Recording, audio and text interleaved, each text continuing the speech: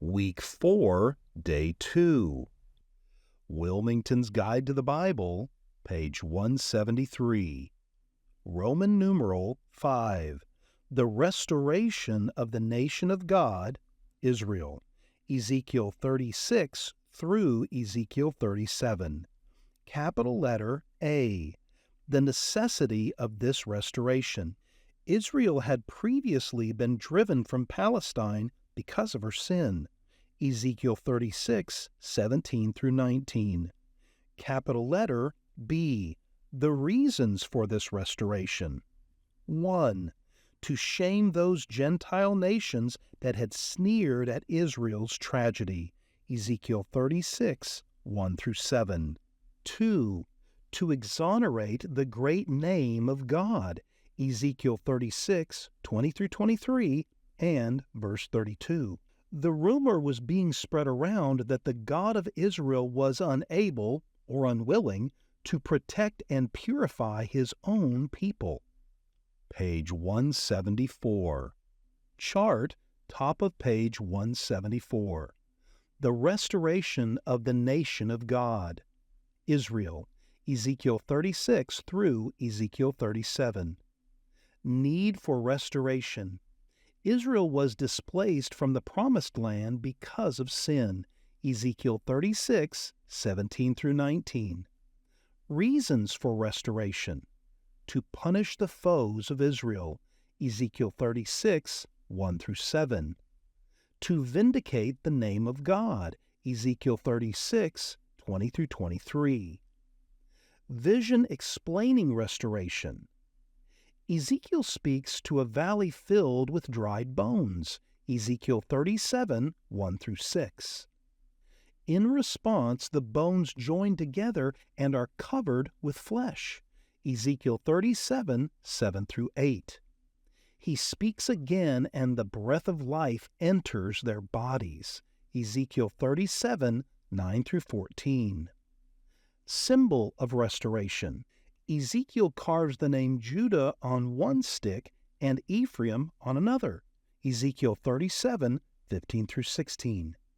He then holds both sticks in one hand, indicating God would someday reunite all 12 tribes. Ezekiel 37, 17 through 20. Results of restoration. Israel will once again become God's people. Ezekiel 36:28 and Ezekiel 37:27. Will be sprinkled with clear water. Ezekiel 36:25. Will be indwelt by the Holy Spirit. Ezekiel 36:27.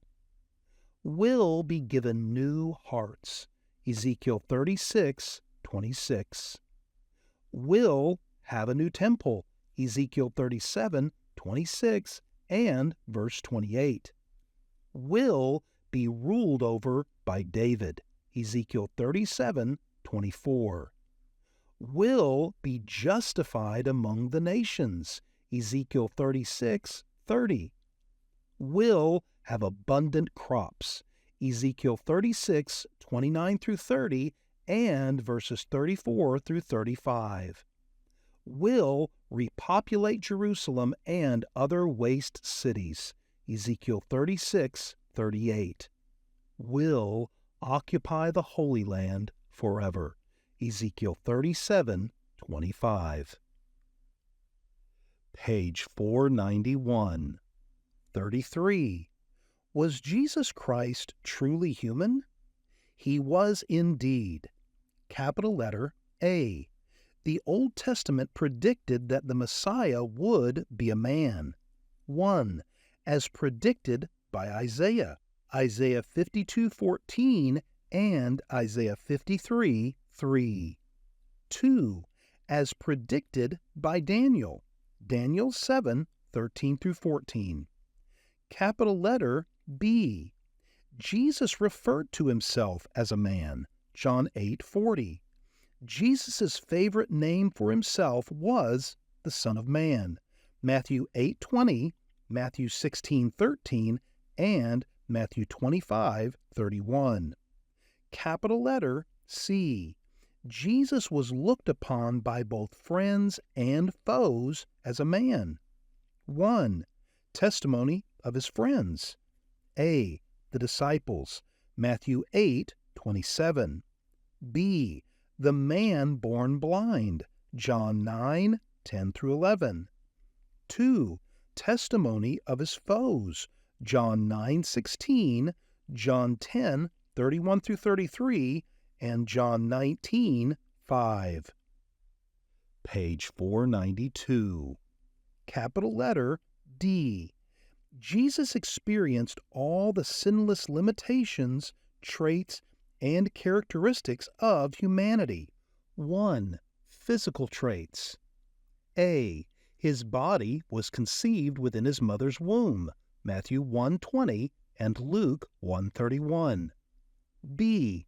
He was born. Luke 2:7.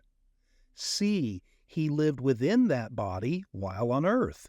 Matthew 26:12.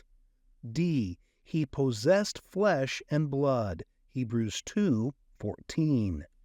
E. He grew. Luke 2:40 and verse 52. F. He hungered. Matthew 4:2 and Matthew 21:18. G. He thirsted. John 4:7 and John 19:28. H. He was weary. John 4:6. I. He slept. Matthew 8:24. J. He sweat drops as of blood. Luke 22:44. K. He suffered. 1 Peter 4:1. L. He bled. John 19:34. M. He died.